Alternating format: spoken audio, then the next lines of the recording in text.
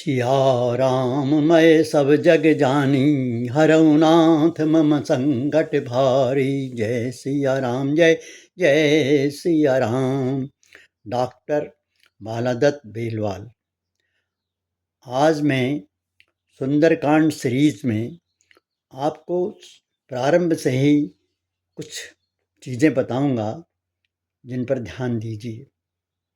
सुंदरकांड लिखने का बहुत बड़ा एक उद्देश्य है कि उसमें हमें हर प्रकार की सूचनाएं दी गई हैं, ज्ञान दिया गया है। यदि हम आज से 2,500-3,000 साल पहले, 100 साल पहले, 1000 साल पहले लिखे उस रामचरित्र मानस को लिखे गए रामचरित्र मानस के सुंदरकांड की मीमांसा करते हैं तो हम पाते हैं वो अपने में संपूर्ण है, इसलिए सुंदर है। उसका आरंभ ही इस तरह से होता है कि जब दंडकारण्य वन से सीता जी का हरण हो जाता है तो सीता जी की खोज में राम और लक्ष्मण इधर उधर ढूंढते फिरते हैं, सबसे पूछते रहते हैं, यहाँ तक कि वनस्पतियों से, फूलों से, पत्तों से, पृथ्वी से, जल से, पहाड़ों से, जीव जंतुओं से, सबसे पूछते हैं, भाई तुमने कहीं सीता को देखा है क्या? तो ये क्या दिखाता है? ये दिखाता है कि राम का संसार के प्रति, इस भौतिक संसार के हर प्राणी के प्रति कितना लगाव था, कितना खिंचाव था। इसके बाद जब आगे बढ़ते हैं तो वो सीधे सबरी के आश्रम में पहुंचते हैं और सबरी बड़ी देर से उनकी प्रतीक्षा में बैठी थी और उनका आदर सत्कार करती है और उन्हें जूठे बेर खिलाती है। वो बड़े प्यार से उन बेरों को खाते हैं और उसके बाद वो बताती हैं कि आप सीता जी की खोज में जा रहे हैं तो आगे आपको कोई मिलेगा पंपापुर तालाब के पास, वहाँ आपको कोई मिलेगा, उससे भेंट होगी, तब आपको सीता जी के बारे में कुछ सूचना मिलने में सहायता मिलेगी। तो राम और लक्ष्मण उस ओर बढ़े तो वहाँ उन्हें एक ब्राह्मण दिखाई दिया और उस ब्राह्मण से उन्होंने परिचय अपना उनका उसके बारे में पूछा, आप कौन हैं? तो उसने बताया कि उन्होंने भी उत्तर प्रत्युत्तर दिया कि आप कौन हैं? तो उन्होंने बताया कि मैं अयोध्या के राजा दशरथ का पुत्र राम और ये मेरे भाई, छोटे भाई हैं। तो हनुमान जी ने कहा, मैं सुग्रीव का मंत्री हनुमान हूँ। तब राम जी ने उनसे जो पूछा वो बहुत ही मार्मिक है। उनने पूछा, पर तुमने हमको पहचाना क्यों नहीं? तो हनुमान जी का उत्तर देखिए।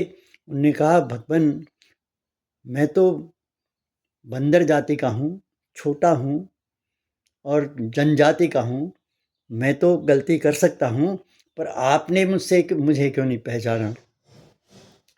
तो ये वार्ता हुई थी और वार्ता के बाद आगे ये वार्ता ही बड़ी मनोरंजक थी, बड़ी सुंदर थी, इसलिए भी सुंदरकांड को सुंदरकांड कहते हैं। आगे चले और जब वो सुग्रीव से उनके मिले और उससे मित्रता हो गई, तो सुग्रीव से मित्रता के बाद उन्होंने सीता की खोज के लिए की बात कही। तो सुग्रीव ने बहुत सारी टोली बनाई, 4 दिशाओं में 4 टोलियां भेज दी और उनसे कहा कि आप सब जाइए और सीता जी की खोज करके 1 महीने के अंदर लाइए। जो बिना खोज करके आएगा उसको सजा दी जाएगी। सब अपनी अपनी दिशा की ओर चले, लेकिन जब दक्षिण दिशा की जाने वाली जो टोली थी उसके मुखिया थे अंगद। और उसके सलाहकार थे जामवंत, और उन्हीं के साथ हनुमान जी भी थे। जब वो जाने लगे तो श्री राम जी ने हनुमान जी को बुलाया और उनको केवल अपनी अंगूठी मात्र दी और कहा, तुम जब तुम्हें वो नहीं नहीं विश्वास हो सीता को, तो ये शब्द प्रयोग करना, कृपा निधान, तो तुम्हें वो तुम पर विश्वास कर लेगी। तो चले, देखिए, हनुमान जी को ये नहीं बताया क्या क्या काम तुमको करने हैं, अर्थात जो भी स्किल, जो भी कौशल प्राप्त करना है, जो भी दक्षता करनी है, जो भी बुद्धि बुद्धि लगानी है, शक्ति लगानी है, वो स्वयं तुमको करना है। अर्थात वो अपने सहारे नहीं, लोगों को स्वावलंबी बनाने का संदेश देते हैं। और हम क्या करते हैं, मृत्युशैया पर भी होते हैं तो बेटों को, बहुओं को शिक्षाएं देते हैं कि ऐसा करना, ऐसा करना है। ये कोई उचित बात नहीं है। उस समय से संदेश दिया था तो उसका पालन हमने नहीं किया। जब वो टोली चलती है तो वो टोली जाकर के समुद्र के किनारे पर पहुंचती है, तो वहाँ सब बंदर, वहाँ कुछ था नहीं, सब परेशान थे। कहने लगे, आज हम समुद्र के कैसे पार जाएंगे इतने बड़े, तो यहाँ तो हमारी मौत हो जाएगी। ये इतना कर सोच ही रहे थे कि ऊपर से संपाति जोर जोर से हंसता हुआ, अट्टहास करता हुआ बोला, आज तो भगवान ने मुझे भरपेट भोजन भेज दिया है, खूब मजे से भोजन करूँगा। तब अंगद जी ने कहा, देखिए, एक ये गिद्ध है जो हमें खाने की बात कर रहा है, और एक जटायुराज, गिद्धराज जटायु थे, जिन्होंने सीता जी को रावण जब सीता जी को ले जा रहा था, उसको बचाने के लिए अपने प्राण भी न्यौछावर कर दिए।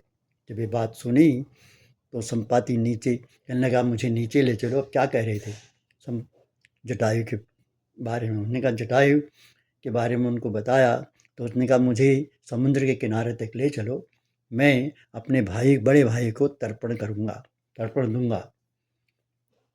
उनको वहाँ ले गए और जैसे ही उसने तर्पण किया तो तर्पण करने के बाद संपाति को ये महसूस हुआ, ये तो श्री राम के भेजे हुए दूत हैं। और जैसे ही ये महसूस हुआ, उसके पंख उगाए। उसके पंख कैसे जल गए थे, एक दूसरा प्रसंग है। तो तब अब ये काम होने के बाद जामवंत जी पूछा, संपाति, आप हमारी क्या सहायता कर सकते हैं? उसने कहा, मैं केवल आपकी सीता जी को खोजने में आप हमारी क्या सहायता करते हैं? मैं एक इतनी ही सहायता कर सकता हूँ कि मैं सीता को देख के आ सकता हूँ। तो उन्होंने कहा, करिए। तो उन्होंने पंख फैलाए और उड़ते उड़ते उड़ते जब ऊंची और उड़ान पर पहुँचे तो वहाँ उनको सीता जी अशोक वाटिका में अशोक वृक्ष के नीचे विरहावस्था में दिखाई दी। तो उन्होंने उनको आकर बताया, सीता जी वहाँ हैं। तो उन्होंने कहा, फिर बताइए, और कोई सहायता कर सकते हैं? उसने कहा, नहीं, क्योंकि अब मैं बूढ़ा हो गया हूँ, पर मैं ये बता सकता हूँ तुम में से कौन वहाँ जा सकता है। तो उसने कहा, बताइए। तो उन्होंने कहा, वही वही आप में से, टोली में से आप वही जा सकता है जो इस 100 योजन के समुद्र को एक छलांग में लांघ जाए। आज के लिए इतना ही। धन्यवाद।